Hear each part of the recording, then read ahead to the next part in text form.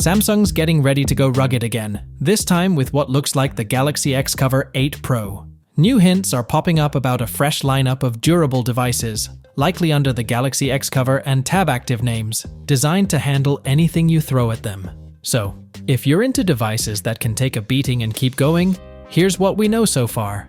First up, there's a new model number on the scene, hinting at an unreleased Samsung phone that could be the next Galaxy XCover. It's going by SM G766B internally, and reports suggest it's in early testing stages. If we look at the timeline, it makes sense.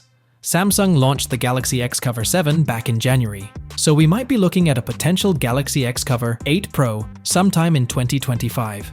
And if this thing follows the XCover trend, expect a rugged powerhouse designed to handle drops, spills, and rough environments. But Samsung's not stopping there. It sounds like a new rugged tablet is also in the works. We're talking about a possible Galaxy Tab Active 5 Pro. Now here's the twist. The name doesn't quite fit the usual Tab Active pattern.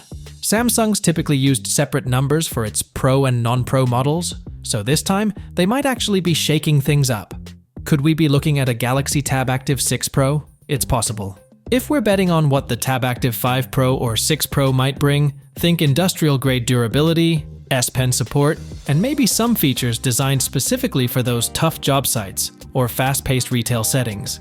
Samsung hasn't released any specs yet, but traditionally, these devices prioritize durability and functionality over high-end specs, keeping things accessible without sacrificing toughness. So, when can we expect these rugged warriors to drop? Samsung might reveal the new Galaxy XCover 8 Pro and Tab Active tablet around mid-2025. For now, we'll have to wait for more details, but if you're into devices that can handle just about anything, keep an eye out. And hey, don't forget to subscribe for updates. You won't want to miss it when Samsung finally pulls back the curtain on these tough devices.